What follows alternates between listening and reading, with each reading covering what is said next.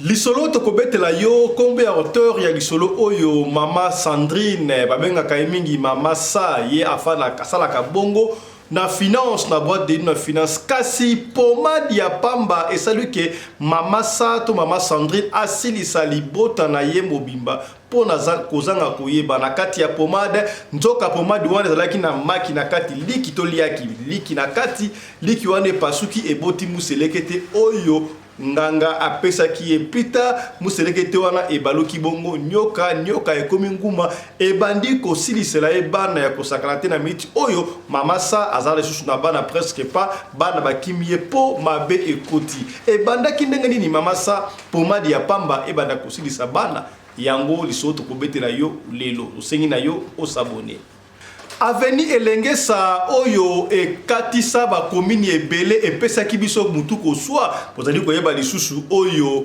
bokonzi ya ville ya Kinshasa ya kala ndeki mbuta kendaka la bara e libulu oyo ekobonga suste mboko za ya koluka kasi sika boye batongaki aveni elengesa tolakisa kibino awa ndenge komaki kitoko ya kosakana te kitoko monaki wana ya Congolais il faut cours ya civisme ya moral de kamakasi na butu babisukuta en plein moi babandi ko buka pembeni bayibaka ba brique ya béton oyo batongaki nango pembeni ya veni elengesa Congolais tokobonga mokoni qu'est-ce qui ne va pas pona nini mentalité ya boye epesi pasi ya kosakana te Zoye botala nde bazobuka béton ya leta batongi nzela na mbongo ebele ba individu ozomona oyo bazobuka béton ya leta Nungu oyo ekotaki entre bandeko ya FCC na pouvoir en place topé président sortant to président ya kala Joseph Kabila Kabange na Félix Antoine Tshisekedi bakutana na nisuste bandeko ya mana téléphone te bakei bongo kokutana na matanga ya président ya Namibie epai wapi président de la République Félix Antoine Tshisekedi azalaki na ligne ya liboso kasi na ligne ya mibale tomonaki président Joseph Kabila afandaki kotoana kasi basololite bapesani pe mbote te pesi polémique ya kosakana te média topé ba journaliste surtout les journalistes namibiens ba critiquer yango ya kosakana te comment est-ce que ancien président na président actuel baso ko ka te point est pesi biso soni to eza ndenge na biso to yebi ke biso na Congo to besa na biso ba rando la randingo na pesi malamu te na biso ya bato il fallait ki ata basa l'assemblée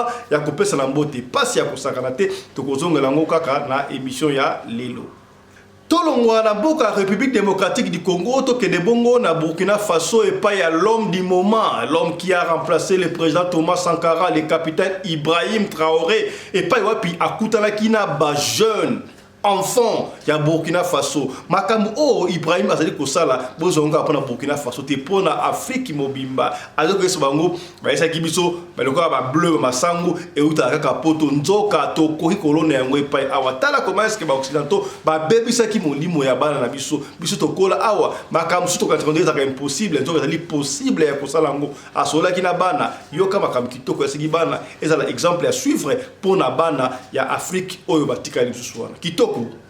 Nous avons conscience que Dieu nous a tout donné ici.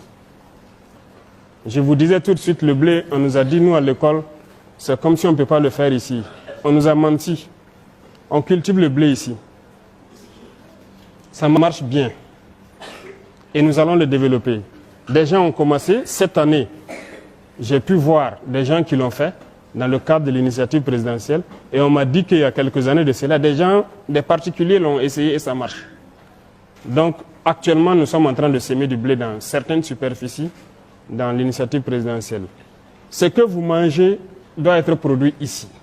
Tolongwa mboka Burkina Faso to kende sika na mboka France et pas wapi toyebi que France banda ba pimelie bo mengo et abandi ko changer ba régulation surtout ya immigration ya kusakana te ndeko mobali oyo asali pratiquement 11 ans na France na 11 ans asali wana na France ya 9 ans ya souffrance ya sans papier kasi moi 2 ans ju papier renouvelable une année à kende ko renouveler pour la deuxième fois ba botolé séjour na a commune tilantela na France a lingili sous-te ba France ata mukia ya yo muto na France alaka angendo éviter soki ko renouveler mbala oyo e kozala ndenge nini mwana mobali oyo aleli ya kosakana te to kozongi na ka émission ya lelo. Depuis 2013 que je suis en France jusqu'en 2024. Mais vous avez été régularisé une fois ou jamais? Oui, bien sûr. J'étais régularisé en 2000 2017, c'est l'année que j'ai pris mon papier. Oui. Du coup, j'essaie de travailler un petit peu et du coup, de gauche à droite. Mais Donc, ça n'a pas marché du tout. Donc après, vous avez perdu vos papiers. On vous a retiré les papiers. J'ai perdu mon papier. Oui. C'était un moment que j'étais à la préfecture pour les renouveler. Oui. La préfecture m'a récupéré ses papiers. Donc au moment où tu es parti à la préfecture pour renouveler, la préfecture a récupéré tout. Tout m'a récupéré ces papiers-là.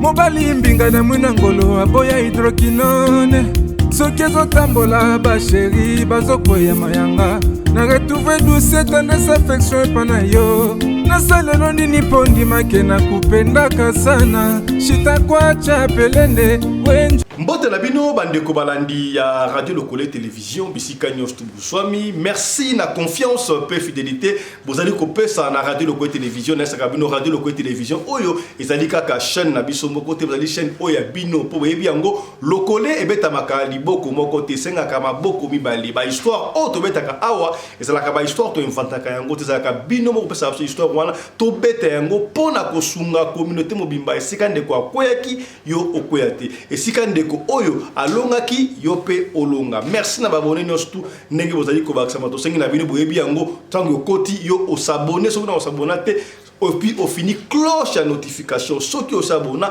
comment ça l'a raté ko partager l'émission peut-être émission oyo sungi yo te mais ekosunga ndeko moko songolo esika moko pakala obo mesano bobo ça la pété ko s'abonner na deuxième chaîne na biso ya chaîne oyo to ali ko bengo kotika na YouTube obeti Afrique Masolo TV.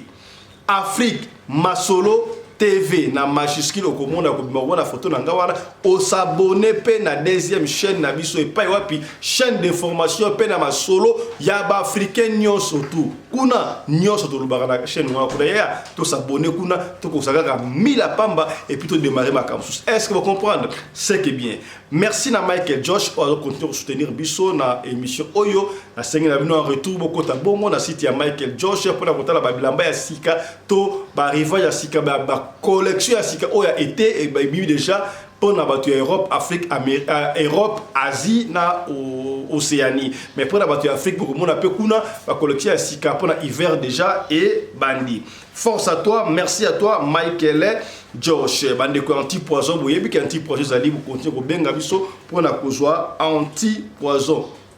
Naturel o bande ko abengingai papa Fisto to moni ba menacer Zakari ba basoué na aéroport ya Njili. Qu'est-ce qui s'est passé? Comment est-ce que Boutoussouta yibie chapeau image wana eza sur la toile aux hommes ba kima ba zo attaquer Zakari ba je ne sais pas qu'est-ce qui s'est passé sauf que tu as information sur ma caméra Zakari ba qu'est-ce qui s'est passé et là on est qui ba attaquer na aéroport ya Njili to kozonga pour te ko informer bino. Yambo to beta lisolo ya masa Sandrine, maman Sandrine Makamwa Sali, Tikato développé par titre au bino moni bongo na sommaire. Toko kene malamoko na Namibie et pas wapi président Namibie à Koufaki. Finalement jusque là, comprenez, moi je ne comprends pas, c'est un président, ancien président de Koufaki, ton président actuel à Koufaki, la seule qu'on va apprécier dans notre mais déjà émission prochaine pour vous apprécier ce qui est ancien président de Koufaki, ton président actuel dans la précision. Mais ce que je sais, le président Nabiso Yakala moi Mboka Jikaka Joseph Kabila Kabange président na Koufaka qui vraiment par amina yi akene ko assister na ba obsèque to mona ki yango banda kenda ki Boston a Koufaki a outi okene sous jour ya obsèque ne samaki officiellement kaka ye moko te to mona ki sous président de la République démocratique du Congo Fachi ou a remplacer qui a kutana ikasi si pasi moi nous ezali ya air bona lobaka. Les politiciens congolais doivent avoir la maturité politique. Il faut copier. Ce que a pays le Afrique ici, le opposition à la Kamakasi, le Julius Malema, Alinga Kata, Koyoka Kombo et président Cyril Ramaphosa, Maman a opposé à Génois à Parlement. Mais ce qui va coûter dans les circonstances, makambo etali mboka bwalu bajitunga fete ya mutenten bakutani okondima te ke bazalaka opposant ndenge bakosolola ya bakoseka bazo ya mano kondima te metango ekoma makambo ya bwalu bajitunga ekoma bamususu kuna za rassurer to lingi za exemple à chiffre ya pona nini président ya Kalakei na Namibie na obsèque président ya Sika akena ba obsèque na Namibie akutani oui c'est vrai président actuel Azan na ligne liboso comme étant président en exercice président ya Canada qui na ligne Sima mais cela n'empêchait pas ba pesa na mbote pesi pasi ba comportement ndongo moi ça me cœur ba confrère msu ba liko kumisa yango oli ba kuta na ba sola nini pour la kisayeke ndenge ataka ba toute na armée voilà que ça ndenge ça qui mixage non ça c'est du n'importe quoi nous devons avoir la maturité politique il faut à un temps dans moment il faut évoluer boye ça c'est pas bon ba critiquer biso ya kosakanate na presse namibienne na ba presse msusu et ça la kande moite est-ce que ça vous fait pas plaisir ndenge bomo naka ba président ba mboka msusu ba tandani bon so 4 ou 5 wana esengo biso osani. C'était un bon départ dans alternance aux élèves qui ont la main et Koufika Abou. Nous sommes ni badongolomi sur bakadi en pimba, balingite mboko qui bosso. Comportement là, on n'a pas aimé. Pesi pas si à kosakalati. Ceux qui trolli qui gembala sima, ceux qui va bongisi yango et kozala mala mingi pour la République démocratique du Congo. Tolongo na Namibie to zoki bongo na République démocratique du Congo précisément na Kinshasa na avenue Elengesa et pas wapi avenue Elengesa oyo ça avait fait couler beaucoup d'encre de balabongo na lopoto tikabwe na lisalisi na lisungi ya gouverneur ya ville ya Kinshasa ba bengo ki avenue Elengesa to la saki bunu awa sous le haut patronage ya mokodi ya mboka ndenge balobaka avenue Elengesa bref eba ebonga ki kasi yaya pona nini tozo compter au souffrir ndengo wana conscience il faut de la part de la population. Tosa mibeko, tosa biloko ya l'État, na tango ya Mobutu, ezalaka na émission ba ko benga so conscience conscience ndengo wana, quelque chose comme ça. Batelanga ina batela auto batela na yaya. Et biloko bien commun na biso nyonso tout. Ba bongisa venir lengesa, mais ba compatriote na butute oya butu ba mais en plein moyi, bazali ko buka ba beton oyo batela pembeni wana pour la support. Ya makadab balongola ba brique wana na ba barre de fer ba kende côté kaya ya quelle méchanceté pour mboka na yo bloko ya boy Congo na habité alingi mboka na côté pour na nini Congolais kaka makambo za ina malamu te ya na pese exemple papa fiston yo ba diko côté la pouvoir en place to côté tout ça juste na katikat na pese exemple ya tout ça la attention na ba publication sur tout ça la ka okomona boy ba bomi de so na biso na est na guerre wala ozo publier yango yo o publier kaka makambu ya mabe ya mboka na biso pona nini ya okanisi ba mboka mususu côté ya mabe za la kate net na Afrique du Sud awa soki to la gisio esika oyo za ba mukuku ba ndako ba Sud Africain ba vivant au condimentaire za Afrique du Sud même chose aux États-Unis na France partout kaka parti ya bien la kate yo pona ka ya côté ya mabe o publier ke sali nini ba faire des so ba attaquer ba faire des bakimi yo koloba yango na intention nini est-ce que vous êtes sûr que FARDC nenga bundaka wana force à vous nos vaillants combattants des FARDC force à vous nous sommes tous derrière vous vous êtes sûr que na Rwanda bakufa raté tout est comme ba image bimakia mais ba lingaka ba image na bango ebimate ba bomba kayango mais pour la nini même bino ba soldat ba kondi o boza la front consort moi eloko muke bo bien réseaux sociaux non amour ya patrie il faut zalaka amour ya mboka il faut zalaka lelo awa oui c'est vrai le pas bandaye ko beta azoko beta oui c'est vrai que tu as un problème mais puisque nous participons à cette compétition prestigieuse africaine on devait soutenir les léopards yo zo lenga léopard et pola pour servir arme na yo pour avoir vous critiquer le pouvoir en place non critiquer le pouvoir comme vous voulez ça là comme ce que vous voulez mais zala na réserve batela ekolo na yo est-ce que comme on a bien des profond, il faut comprendre. Soutenons notre pays. Soutenons notre pays. N'exposez pas nos pays, nos confrères journalistes, animateurs, youtubeurs, images où ils salir mboka, tout chaka yango na YouTube, tété ba conseil ko bomba mboka na biso parce que plus tard et vous allez prendre la dignité à mboka na biso. Est-ce que commis c'est que bien. Il suffit que ndengona pona yo o comprendre. Voilà.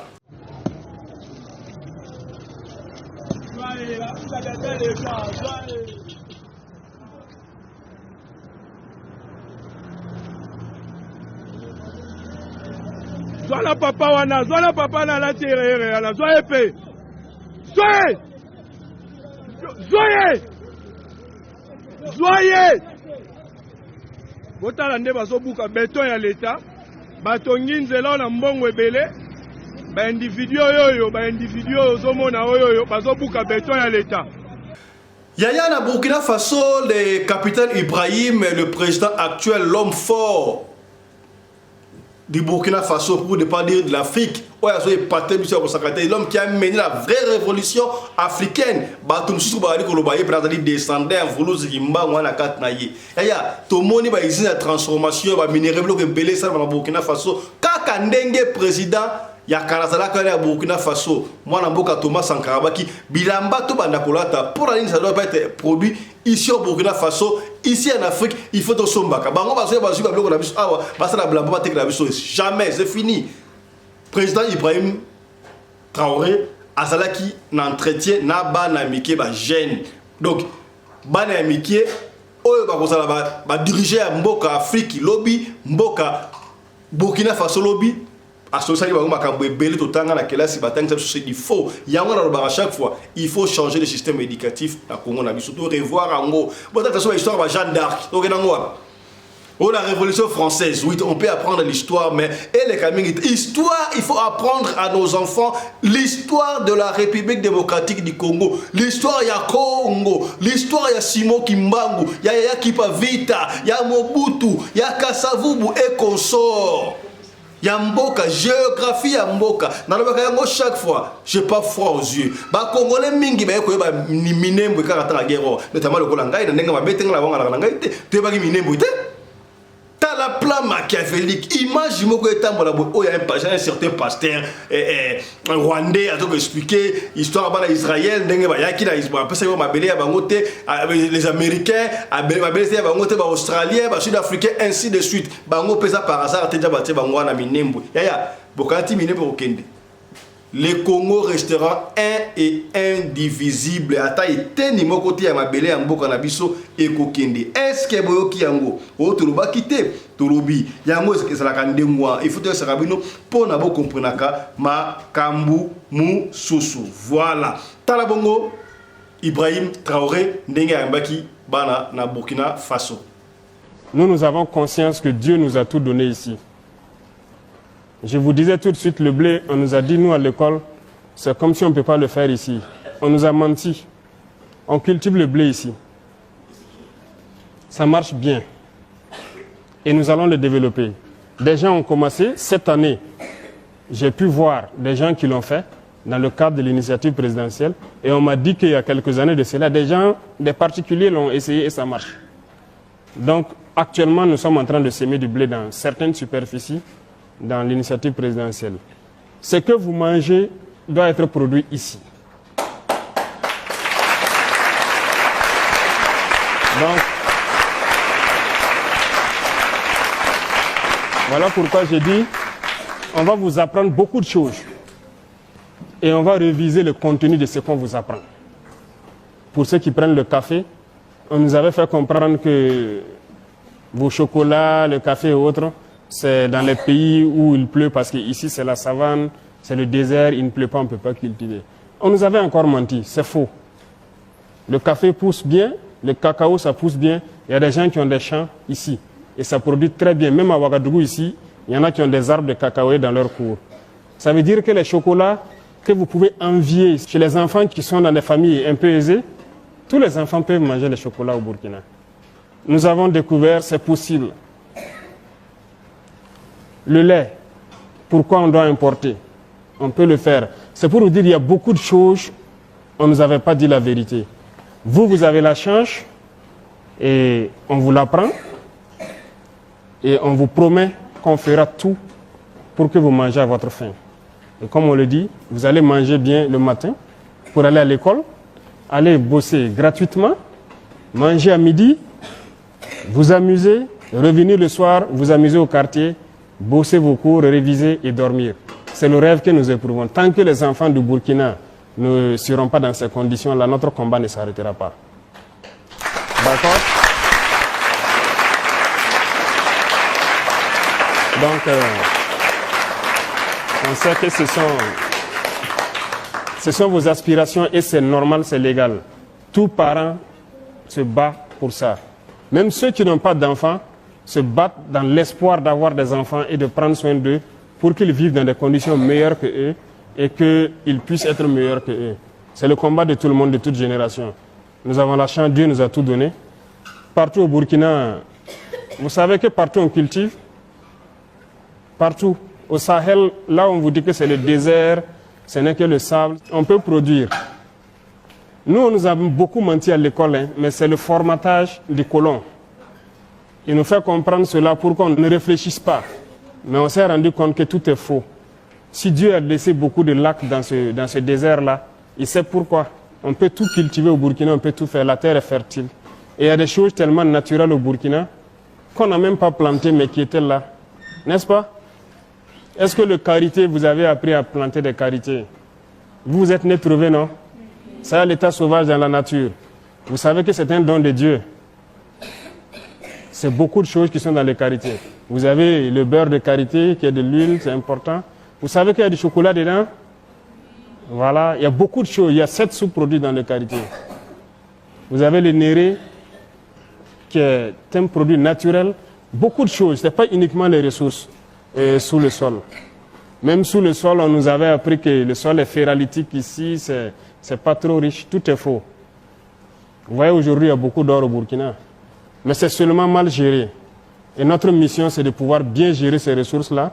Et vous entretenir, prendre soin de vous, pour que vous soyez dans vos droits élémentaires de bien vivre, d'aller à l'école et qu'on puisse vous protéger. Et aussi que vous puissiez accomplir vos devoirs. Parce que vos devoirs, c'est très important. N'est-ce pas? Il faut faire vos devoirs. Il ne faut pas se limiter uniquement aux droits. Lorsque les gens vous disent que vous avez des droits, ajoutez et des devoirs. Vous avez des devoirs envers vos parents, envers vos aînés, envers la patrie. Vous avez des devoirs. Tout ça, qu'on répétait chaque fois, immigration en Europe, en général, mais particulièrement dans la France, la Belgique, l'Allemagne, échanger à Kosakanate, Yaya Makam, Oyo Bandaka, Topimele, Bango, Mengo, Afrique et Bignette. D'ailleurs, France CFA, Oyo Français, pays Moko Songo Afrique, Balia Kambongo ya Bango, pays local, Burkina Faso, Mali, Niger, Boya, Ngoba, Sahel. Les lots courent courant iranium ya Niger monte pesa courant en France tant bakati yango et comme bilinga ba français ba changer pe ba régulation na bango na ba européen en général ya et comme bilinga soki osala doki na mikili po ozo e comme difficile ya yo mto na doki batela doki na ko sala bilinga te po mabe ko kota talande ko oyo abeti 11 ans na France ndeko 11 ans en France, dans 11 ans, on a 9 ans sans papier. Kaka 2 ans, on a joué papier. Azouaki 2 ans, dans 2 ans, on a joué une année. Aïe, on renouvelé deuxième fois. Baboy va retirer Mukanda à commune Télanté en France. Il y a pas si à consacré. Et je vous rappelle, de ce une émission où il y a déjà, ils sont commis sans papier. Colingate, on a sans papier en France, la carte Belgique, Mbangou, Bakozoyo. Pour contrôle, et ça, la autoroute, na freeway, voiture, camionnette, baki, bus, camion, bignon sur la scène, moi comme on a soko suite au Yambi, Afrique. Afrique yamba moto, aéroport Anjili yamba moto, aéroport Yaoundé yamba moto, aéroport ya Brazzaville yamba moto, aéroport ya Angola Luanda yamba moto, ya Cameroun ainsi de suite. Tout ça là angele. Osakuna ya yebela vision. Kasi et ça peut t'interpeller. To kenda libanda ko luka soko zui yebaka ko zwa itene mabeye na mboka en Afrique pour lobby on ne sait jamais. Plus tard yaya mutuna mto kofanda para bango pour tous à la bongo à l'aise. Et yabino landa moi interview mkiande ko oyo 11 ans sans papier, 9 ans sans papier. 11 ans en France, mais 11 ans en France, mais 9 ans sans papier. Moi, 2 ans papier, à Juka, 2 fois aller à Botolier. Yo, Moutou la raso, Zuma, Mukanda, une année, Mang en Afrique, ok, Nekotala, Yebela. Autre bakité, Tolobi, Landa. Alors, mesdames, mesdemoiselles et messieurs, bonjour. J'ai là un monsieur qui est actuellement dans une situation où il regrette d'être venu en France. Vraiment, rien ne marche. C'est Monsieur Mathieu. Voilà, Monsieur Mathieu, bonjour. Donc, qu'est-ce qui se passe? Donc, vous regrettez d'être venu en France? Bonjour à tous. Oui, Du coup, je suis venu en France depuis 2013, voilà. Oui, ça fait combien de temps? Ça fait combien de temps? 2013 Ah, depuis 2013, vous êtes en France? Depuis 2013 que je suis en France, jusqu'en 2024. Mais vous avez été régularisé une fois ou jamais? Oui, bien sûr. J'étais régularisé en 2017. C'est l'année que j'ai pris mon papier. Oui. Du coup, j'essaie de travailler un petit peu et du coup, tac-tac de gauche à droite. Mais donc, ça n'a pas marché du tout. Donc après, vous avez perdu vos papiers. On vous a retiré les papiers. J'ai perdu mon papier. Oui. C'était un moment que j'étais à la préfecture pour les renouveler. Oui. La préfecture m'a récupéré ses papiers. Donc au moment où tu es parti à la préfecture pour renouveler, la préfecture a récupéré tout. Tout m'a récupéré ces papiers-là. Oui. Donc depuis ce moment-là que la préfecture m'a récupéré ces papiers-là jusqu'à aujourd'hui, oui. Il n'y a rien qui va. La préfecture, il a changé toutes les réglementations. Oui, oui, réglementation. Mais toi, tu vis comment? Ça veut dire que tu n'as pas de revenus, rien depuis... Je ne peux pas conseiller les gens, les personnes à venir en France en ce moment. C'est très difficile. Donc ça fait 11 ans que tu vis là en France. 11 ans. 11 ans. Tu as été régularisé en 11 ans, 2 ans. Donc sur les 11 ans, tu as eu le papier pendant 2 ans et on te l'a retiré aussi. Tout à fait. Oh là là. Ça fait 11 ans que je suis là déjà. Je n'ai pas de papier. Tout est difficile pour moi. Je pense qu'il y a beaucoup de frères, des personnes africaines qui ne sont pas aussi africains, qui sont dans les mêmes situations que moi, à souffrir, à attendre des papiers, des solutions. Mais jusqu'à un moment, ça ne marche pas. Du coup, mes frères, tous ceux qui m'écoutent en ce moment-là, je ne conseille pas des personnes à venir en France. Donc tu ne conseilles pas aux gens de venir en France? Je ne conseille pas c'est dur. De venir en France. Oui. L'État français, le gouvernement français, il a changé toutes les réglementations. Oui, tout le règlement a changé. Ouais. Le gouvernement français a tout changé. Tout à fait, oui. Donc, voilà. C'est difficile pour tous, quoi. Donc le conseil que tu donnes à certains auditeurs qui nous écoutent, c'est de ne pas venir en France. Pour ceux qui sont en situation irrégulière, ils risquent de se retrouver comme toi aujourd'hui. Oui, ça risque même à dormir dans la rue. Oui. Commencer à demander dans la rue aussi. Donc ça veut dire que tu as dormi dans la rue. Ah, tu dors dans la rue présentement. Ça m'arrivait. Parce que oui. Ça m'arrivait un jour. J'avais dormi un jour dans la rue. C'était, je pense, à Paris. D'accord. Mais est-ce que maintenant tu as un logement à l'heure-ci, tu as un logement pour toi? Non. Tu n'as pas de logement? Je n'ai pas de logement jusqu'à moment. Bon, présentement, tu comptes faire quoi? Tu vas quitter la France, tu veux aller où? Rentrer en Afrique? Tu veux aller dans un autre pays? Alors bon, je suis là, c'est déjà gaspillé. J'ai déjà dépensé beaucoup des années. Oui. Oui, beaucoup de temps. Et je ne pense pas que je vais continuer à rêver et continuer ici en France ou aller en Afrique. Je pense pas. Mais on va trouver une autre solution. Je pense que c'est toujours ici en Europe. Il y a des pays où on peut aller. On peut aller tenter la chance et là, peut-être on peut trouver la solution. Ok. Vous avez quel âge à peu près? Je suis arrivé en France avec 33 ans. Oui. Du coup, maintenant, là, j'ai 44. Ah, ok, vous avez 44 ans. Ça fait 11 ans, vous vivez en France en situation irrégulière. Vous avez été régularisé pendant 2 ans. La préfecture, au moment où vous êtes parti renouveler votre titre de séjour, ils ont repris votre papier. Bon, on ne veut pas entrer dans les détails pour des motifs. Je sais que mes téléspectateurs, mes auditeurs, ils veulent connaître le motif, mais c'est pas pour aujourd'hui.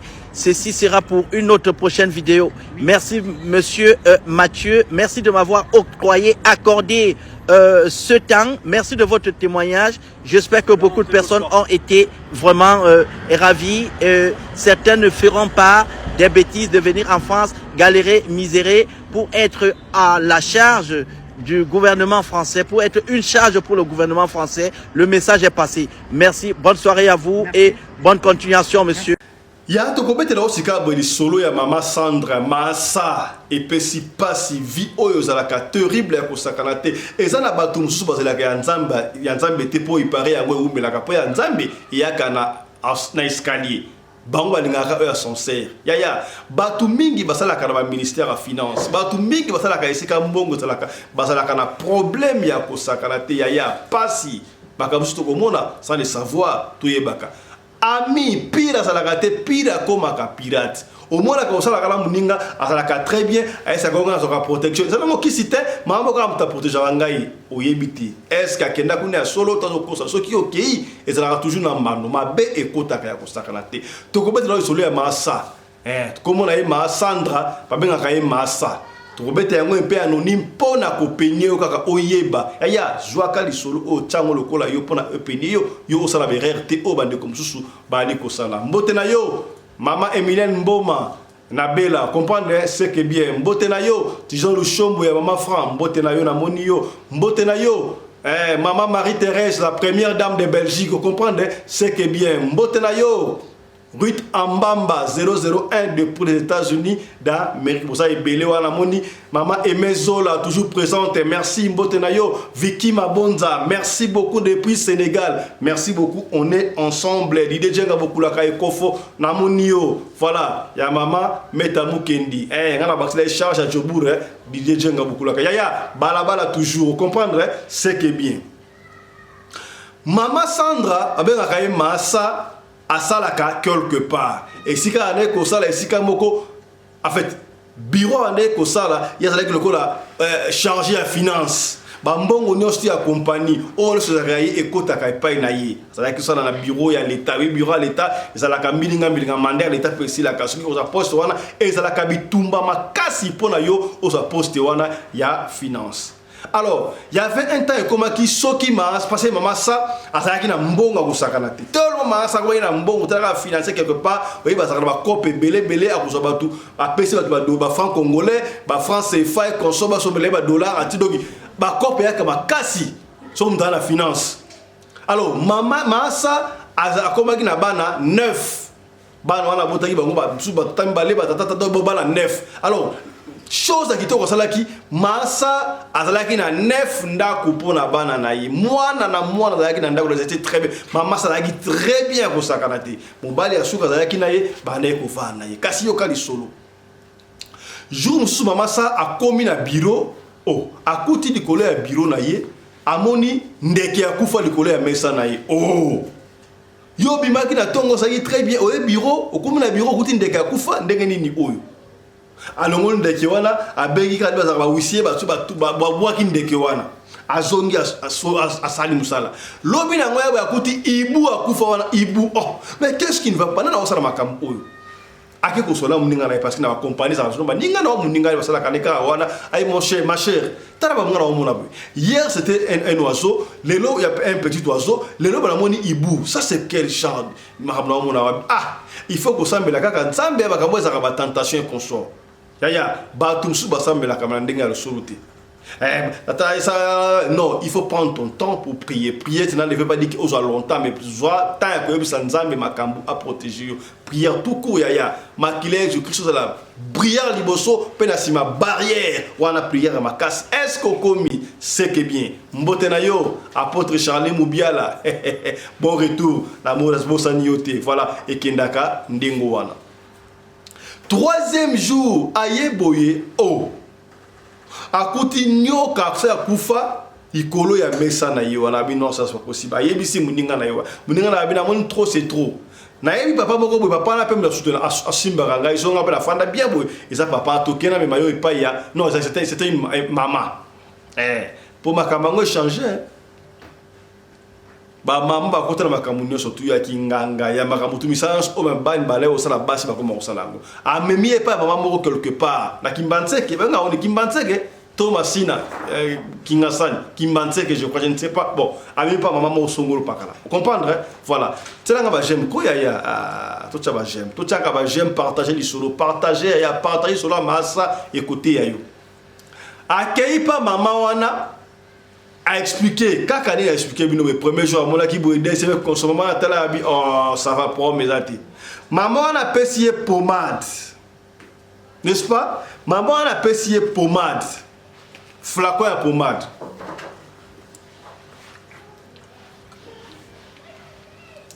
Excusez-nous. Maman a payé pommade. Avec moi pommade au air. Yo avobi malatongo, pas coller ngoka na maboko. So pas coller na maboko boy. Ok, Moussala, okomona sumaka moi, zali protection mobile. Maasa Sandrine pe ake musala avant que na pakoli pomade wana akompe na musala normal oh amoni tielo ko mota bi oh pomade sala ko et comme là que chaque jour pour pas mon kebwe chaque jour elle faisait ça au fur et à mesure au sala ngo pomade pomade qui là tant pomade va dire que si là na kati ya pomade amoni siko moi liki mo bon moi quelque chose na kati attendez et ça ni moi coquille mo c'est quoi ça akei pa muninga na meke pa mama mbikudi wana ese bon maintenant pour moi on a kati lokolo pour moi on sika mais na kati kuna ezala moi quelque chose avec yeyi batu wana bazala problème na bango yo eza protection na habité wana il faut otu na yemoko mama wana oya pesa kiyo mama wana abenga siko nganga banganga mikolo bakoma na téléphone kinga na téléphone kaza nganga ko ke de kuna siko kuma na téléphone de kamute masa Maman Sandrine abenga mama wana nganga. Mais tala kutunga yeme na kata puma lopusa yenga na molo ko na makoki mo na kati wana. Mama na yebishe oui. Ko banga te y a pas de problème. Koki wana eko pasuka eko koma muselekete. Alors muselekete wana eko muselekete ko banga te ça ta ma cage mo be banda ko nourrir muselekete après ça y a insecte ko na y a pas de problème. Et ça le remonter. À continuer. Tant qu'on continue à compter pour moi de Sili, effectivement, Koki wane pasuki, et quand on mousse le keta mouki, à Sali Karane, maman, c'est qui a tiré dans moi quand je vois mouki, alors tu l'as ben sec, mousse le keta zolia.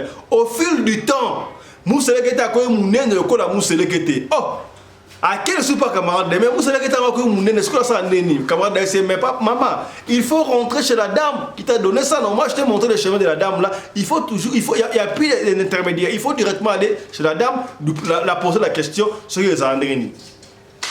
A bengi sous maman wana. Maman mousse le keta quand on mouné ne se colle ça ndena. Non mais mousse le keta il y a pas de problème. Mousse le keta quand on mouné pesa kai biloko. Pesa kai biloko mais kalamingite mousse le keta wana akokoma nioka. To nguma kobanga te loko moko te luka de quelque jours azoko manioka luka chambre moko oyo ko chayo wana kata chambre wana yo bandaka ko lesa yi akosala moko za pona protection na yo eloko moko ezalite oyebi mutu soka sa côte na monde wana abanga souti zo normal heureusement ye babande ko prévenir ye na éviter malheureusement to heureusement pour les chemins déjà mais heureusement pour aller pour prévenir il y a yeba à sa surprise. Au fil du temps quand ça qui est musele que toi au koma nyoka au fil du temps commis nguma ya muneni. Alors nguma abisu comme nguma sona mala sa sko nengeni. Oh non laisse ka maki. Maman masa comme que la plateau maki keba na bato so ba au moment so mo 4 5 plateau ya maki na neni oza na Kinshasa oza na Paris oza na Fritz doit bio so ba 4 5 plateau ya maki to sana ka angele est-ce que komi to so la pembe azo pesa nyoka wana maki et ko na mo be nyoka wana abandi ko sanza après si maki olia maki mona sanzi maki okota bakuti nyoka sanzi maki alingi su maki wate abengi suka esi mninga na yewana mais ma chérie comment est-ce que nyoka ngo azo dinga su kolia maki ta comme ko sanza maki oh non il faut appeler la dame là maman Bikudi akobenga maman Bikudi abi oh abandi ko refoule ba maki wana cela veut dire ça a besoin aliaka misuni pesa ka misuni c'est vrai okomona masa moi koleka na so misuni e ba misuni frère ba ngombe niki azopesa nyoka wana azolia bref au fil du temps parce que masa komaki na mbongo ya kosakata mbongo se multiplier ki na yebisa ki chance na ye to ndengeni mais nyoka wana bana osana mbongo te on ne sait pas la protection ya ndengeni mais na mbongo osakana te. N'enviez pas les gens qui ont l'argent. Oh maman zakana mbongo. Oh maman bien. Oh mobali a bien. Keba ya. Tala masolo ode ko sunga bate belé hein. Vous comprendre? C'est là nga j'aime ko ta ba j'aime partager. C'est là nga j'aime partager. Nguma bandi ko lia misuni. Azolia misuni. Au fil du temps, nguma commence ko lia misuni abandi ko sanza. Oh. Abandi ko sanza. Yewa le kamba mo pa ma Bikudi ya le ka toujours na chemin ya muninga na ye fo muninga na mais nyoka ngo siko na moni abani ko sanza susu azoko sanza misuni ole ngeni abi non c'est pas un problème il faut demander à la dame là accueilli pas la dame là cette fois-ci yemo ko ne sika kendaki mais nguma na pesa ya zolia azolia suta bandi ko refoulé abandi ko refoulé oh cela veut dire que nguma oyo a komi na posa sikoyo alia musuni ya mutu donc les aliwana il faut soit alia mutu o zala makila moko oyo mutu o zala oyo o peut-être ya yo soit yo moko mi pesi to opesi mwana na yo mabe koti oh na pesa mwana ngai ngana dinga bana nga mingi na pesa bana nganda na bi na ebité tarande yo sala merci ko abi mais nguma dans la chambre parce que massa peksa ki bara ya ke bara banda ko zala kano mama ya biso chambre ko fungula ati papa ya biso chambre boko dans na nene au chambre à part beaucoup de oui il y a de temps en temps et mon chambre à part et oui mais ça c'est comme un tabou et mon contre la chambre maman na papa il y a pas de problème et comme ba secret parce que ça va la contre la chambre kangi bomba kani na kati kuna est-ce que komi to solika pembe ay bena ko pesa mwana ngonde ngi bana nga ba mi no sa sko na habiter prompte yo so ga la mama ko ya mwana yo bwa ka na kata ya chambre wana et puis yemo a ibninga osala oh masa tali ko tali bana ino so tali abia mwana o moko mwana nga moko oyo asakabla mayele mingi te ya mwana so mayele mingi o sa tipe mwana wala mwana na bo mwana o mune mayele mingi te mo yebite tanga ko koma e ko za ndenge nini mwana o kalita sala ka mayele metanga ko koma makamo changeaka est-ce que comme do so la pembe ke bana mondo aso kuda mondo mama wana jouer la mbaya mwana na ye o ya mayele te d'après a bois qui on a dans chambre wana 2 jours après mwana sali ka fièvre mwana ki 2 jours après qu'on voit que la chambre voilà moi na accueilli yimo yaba ki nguma ale moi au fil du temps et ko leka maman sana bien za ki na combien 10 abota yaba na 10 voilà ba ki 9 mais abota na 10 diba wana ma tata na ba musuba tata mi sa tu tata mi ba ça dépend ba na 10 entre temps za ki na mbala musu dans ba ça la 15 ans après na mbala on déjà tant de le au coca Massa susu mona elamba mona mso abwa kido na bana 10 wana Massa a sacrifié combien abwa ki bilamba ya bana na 4 donc bana 4 ba kei aye ko boka ya 5e bana batikali 5 to bana batikali 5 abi mais comment est-ce que bana nga ba osela bana oyo bomengo na sala ngoza pona bana ngai vraiment bana basila nga c'est pas impossible nguma wana aye ko senga sumutu mususu atali abna opesa na pesa na ça va mobalo plutôt faire pendant 15 ans bon na sacrifié comme mbali oyo azuye la mama mbali na ye abwaki na chambre wana nguma le ça dit nguma ale mbali na ye quelque temps nguma mbali na ye akufi yango to balobaka basi misuba bomaka mibali basalaka na raison bon to yebi ke monsieur zalaka e balinga mta kufa te na mariage soki moi ça kufi oh mbali mtabo moi stale ale moi stale moi na moi stale moi si personne mbala kufa ale mbali na ye monsieur zalaka solo monsieur zalaka ya lokuta na kalete masa boy ma Sandrine isa ya solo ye mta sacrifier mbali na ye na bala na ye 5 mokoka donc ça peut être super personne masa monique lekeli azoko kali souté suka la monini masa akekuluka basal na nzambe akei pa basal na nzambe akekolupa boyebi la sa chaque fois basal na nzambe musu bazalaka makasi ya solo parmi les faux ba vrai bazalaka tango akepa basal na nzambe basal na nzambe to tanga kombo na ete ya basal na nzambe ngona bayeba ba kombo wana nzambe asa kima bango o bayeba nte wana o masika bango de nzamba za na kati bango est-ce que komi to soli pembe vous comprenez c'est que bien mosali na nzambe ake kosambela ameki esimbite ya mikolo basango nde mankambo mosali na nzambe moko pasteur abino omoni oyo niveau ezali oyo il faut que nekoluka basango nde baza ba spécialiste na exorcisme babenga on exorcisme masa ake kopa sango moko songolo tokotanga pe kombo ya sango ate tokoloba pe souté sango za ke wapi ba sango exorcisme bazali masa ke pa sango exorcisme sango abi o zande boy ça va ngana ko na ndako sango aye na ndako bref na ba na ye prier exorcisme sali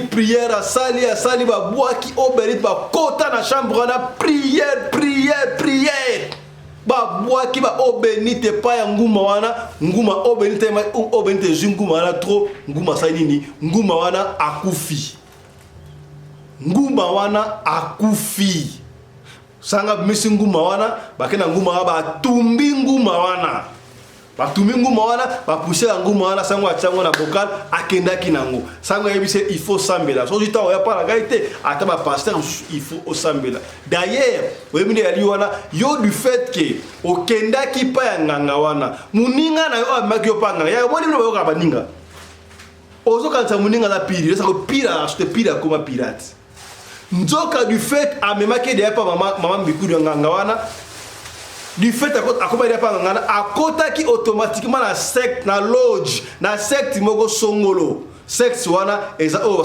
basala ba sacrifice e bana mike ndingo wana sacrifice donc ya bade ko yebate mbongo bade ko koma nango nzoka ba osopela mbongo mbeko to bazolia e bana ta pomade ya mukiya ya muta kotekela pomade oyo eza na ngoma bete eza ka pomade kaka otaka na maboko pomade magique o parfum boyaya yo ke ipoto uti pa wana ozoela uti parfum Keba na bato ba ela ba tu parfait ya yo bomesana ono OK wa bio bon ça oya journée oya ka boye oya la parfait ya parfait basaka na ngote to beta masolo ya parfait awa soko lingi parfait ya yo moko ke na magasin somba parfait ke na boutique somba parfait et puis soko somi parfait ya ata na magasin ta wa ava yo pomper yango sambela po ba parfait za kama beli to be ko ta ba détail wana o comprendre oh pomade oh ya suki oh basali pomade moko spécial et pomade wa sala bo ya ke basala ka angele est-ce que komi to solika pembe lo to kotala makamwa détail ti to penio kaka mama sala sai bino atongela bana bana 10 mututa kuna ye bakufi déjà 5 batikali 5 tango bakenda yipa sango atango sango ya na ndako sala exorcisme konso pour ça qui a confessé masa a confessé alors baka munyo surtout ba sinonde ya liwana bana ko tante yo mutane ko sa ndengo wana muninga na yo moi jalousie za ki alinga ki okota pe na secte wana okota secte wana yo bana ko sacrifier bana ndenge ye mutaya ki na yo tant yo sacrifier bana wana yepe kuna ozo ba point okomona yepe kuna akozwa évolution ya ozaka na pire moko boye omona yepe so ko zu e ko la payer nzoka yimta o ba sho eta pyramide yo so we na mutu wana zui yo pe ko na pourcentage ba ksami bilo mo ndengo wana donc il y a certaines personnes au bali wana ba sacrifier ba bango te yo a pousser au sacrifier poye e comme la kena sima est-ce que komi to solika pembe ndengi masa ba kusaki pamba na yo masa mbongo treli mbongo ya pamba masa bana ba kimie mama za ne boy on ne peut plus continuer à vivre avec toi bana batikala lupango ba keba ngomoko masa tikali yemoko na lupango masa kimi lupango azoko banga malgré sanga zakie eloko mongo esala masutu ba ngomoko ko sutu na mazoko banga masa ko la l'église masa la l'église tisikoyo akei musala na pokwa olia zonga na ndaku abandi kola l'église ya bato ebele balala na l'église wana makambo J'avais ça chaque fois pendant dengue ma bête tout ça mais la rabisso surtout cause en fait oui c'est vrai église est ici solo au gros moi si malamu mais na ébité nga na peu constat ça là na peu qui sioté mais keba na basi mingi to à l'église basi mingi à l'église wana ba blessé de guerre amoni ki baby no nga na bala Yesu akiko ke mboa à l'église yoto ngona moi je aime la chorale moi je tanga matangi moi je lecteur nda nzoka asa déjà ya kobeba donc blessé de guerre ndinga osakanate mais moi je obtenu ma circonstance au dans la moi je mettre dans matanga et si comme boye songolo dans zele konso oyebi position to yebi normal oyebi été to yebi position na ye talabasi malamu bangwana okuta ina wenze est-ce que na circonstance mo mais OK on l'église soit des moi c'est malamu je ne sais pas non vite que il y a bien bazala raté ouais ça constat tout ça là pour parce que batte belé à balabas l'église ba ko boire mon église est-ce que komi tala sikomasa atikali tilante la boy azana ndaku mwana ndaku ne atami ko kima l'église kwa nini muninga kosaki oh tala na mona bakambwana soka kenda kama pa pasteur tala passer mo rabi ba meko abeka niveau il faut ba sango ba ya pour bon ba expert d'exorcisme ba nga comme la été et yabino est-ce que te yote le solo lelo et suki awa merci na Chris Laris de Pelende réalisateur à émission Oyo, il y a assistante à Winnie Laris Pelende. Merci à Claudine Laris Pelende, la fille à papa qui était de l'autre côté à Régie Kuna. Nous sommes tous sous la coordination, il y a Mamarina Ombi Laris Pelende, la femme à la taille d'une tige spaghetti, ni courbure, ni virage. Ndeko mtoto na biso soko za nesona ko beta benga biso soko bengi biso osubiso te komitu musamate tika audio to ko beta diso na yo kaka ndengu to beta yango so ipo into play audio na yo to ko play audio na yo ndeko mo ka neso diso na so ba sote bungi ngai ndeko aso ko tala biso sika boy benga biso to resend biso su audio ali so na yo to luki yango na compete to mo na monter soko tala biso ndeko o to ko tala solo ça fait 2 ou 3 jours passés awa tinde la so su solo wana pour la to bungi yango na computer. Merci à Mike et Josh, merci d'avoir venu surtout. Portez-vous bien, santé de fer à tous. Chap chap et tchara. Tika totondo mwana mboka patu oyo asali bongo compagnie ya sécurité loko la kaka ba konti ya mboka walobaki kolinga kate ozonga na mboka maboko pamba ya yo za diaspora ofani na libanda ozonga maboko pamba. Non, nous devons créer les emplois. Tala Patu a créé compagnie munene soki ba compagnie à sécurité zalaka ayeko baksa moko liko ba compagnie à sécurité wana CMS Cruche Mondiale Sécurité. Tala Cruche Mondiale Sécurité yo mutosala ba activité na yo ba église ba école nyo soto olingi ba sécurité ya solo o pena ba vimba o soki likabozali ba yaka intervention na ba équipement ya haute technologie et outil bongo États-Unis d'Amérique. Donc vous contacter Cruche Mondiale Sécurité oyo na moins cher ba couper sur ba service ya kitoko escorte au salama VIP protection na moins cher. Alors bobenga Cruche Mondiale Sécurité ce que vous avez le numéro de bango te bobenga biso ko en contact na Cruche Mondiale Sécurité. Ceux qui vont signer contrat, beaucoup soit gratuité à jour moko félé. Comprenez? Tala ma promotion Oyo Cruche Mondiale Sécurité Asali Pona Bino. Voilà.